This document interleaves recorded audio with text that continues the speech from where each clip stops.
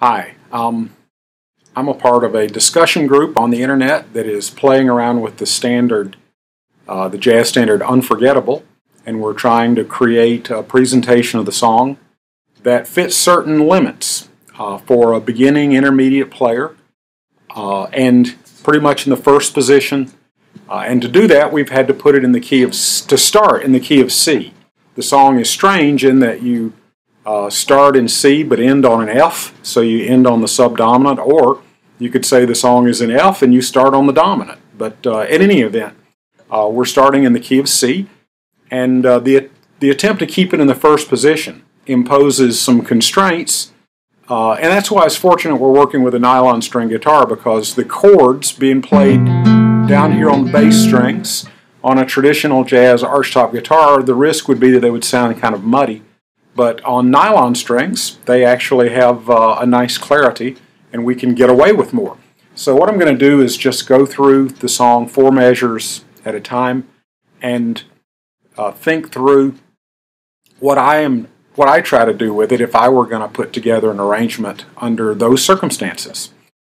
So we start the first 4 measures. The melody is pretty straightforward.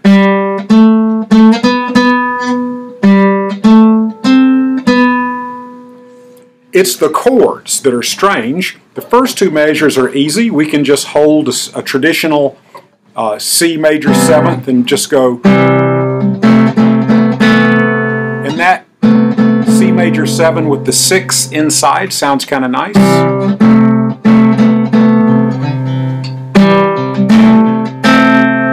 But here's the next part that's hard. The traditional sheet music calls for a C diminished or an E flat diminished there.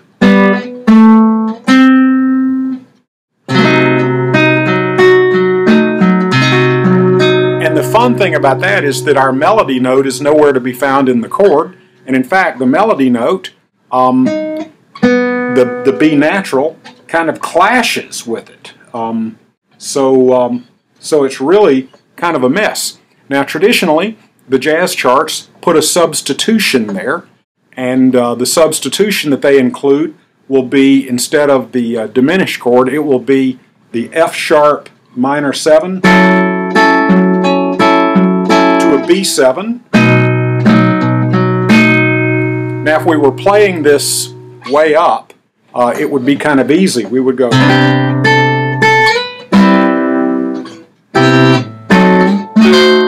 Then we'd do.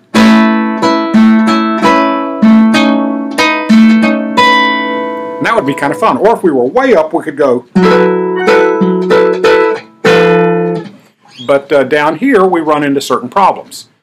I came up with a way just to cheat. And that is, I play the F minor 7 really as a B7 sus. And so I play it as. So it goes.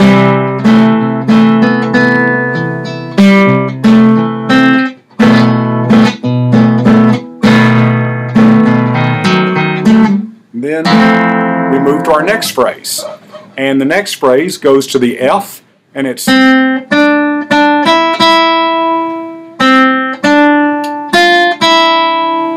And our chords there are a good deal easier.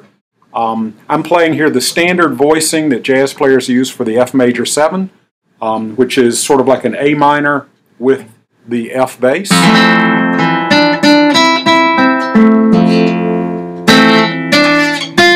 Then we go to E minor 7, A7. Now there's a couple of things you can do with that makes it fun. I like to do this next part using a moving diminished.